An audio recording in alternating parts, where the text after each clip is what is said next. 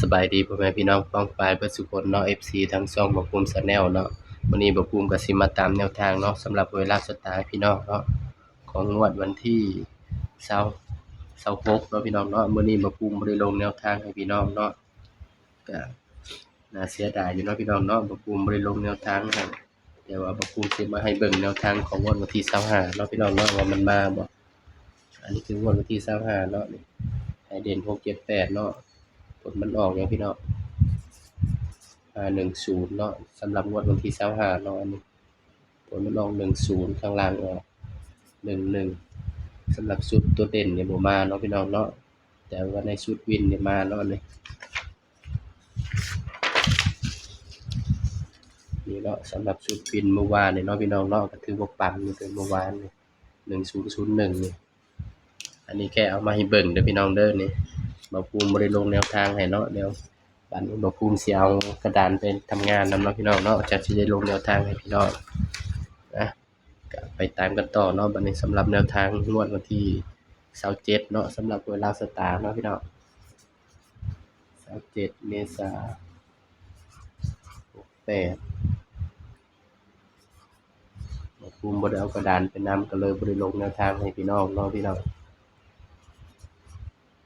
แล้วลาวสตาร์เด้อพี่น้องเด้อนี่บ่ภูมิก็สิไปเขียนลาวพัฒนาเสยเลยพี่น้องนี่เนาะสำหรับแนวทางลาวสตาร์เนาะพี่น้องเนาะ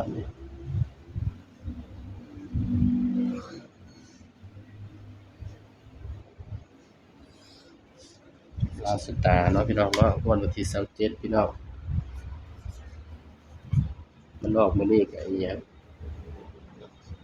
299เนาะมันออกมื้อนี้299อ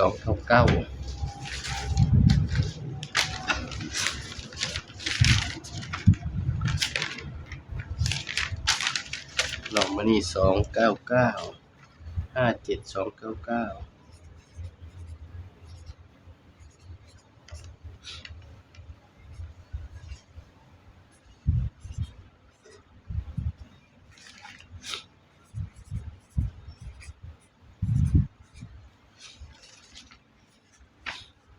สำหรับเด่นเบอร์อื่นเนาะพี่น้องเนาะงวดวันที่27เนาะสำหรับตัวเด่นให้เด่นไปที่0กับ9เนาะพี่น้องเนาะให้เด่น0กับ9เด้อพี่น้องสำหรับแนวทางลาวสตาร์เนาะพี่น้องเนาะให้เด่น0กับ9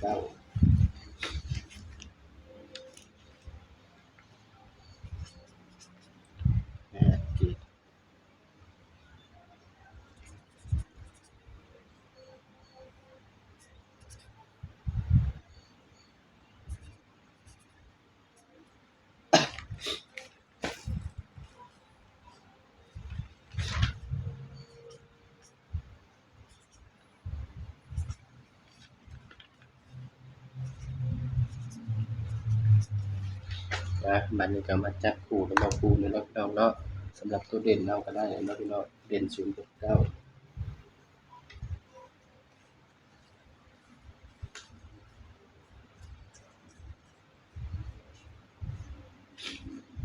จับก็บ่ยากพี่น้องเสียมาวินกับตัวพี่น้องมื้อนี้เนาะพี่น้องเนาะจับ0ก่อนพี่น้อง01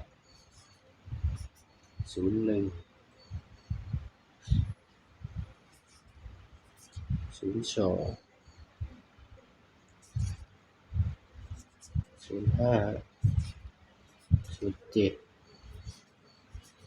07 09ยามมันออกตัวเด่นยามมันมานำกันเนาะพี่น้องบัดนี้9พี่น้อง91 92แล้วมันออกแล้วเลยเนาะบ่ภูมิก็สิขอเอาเป็น95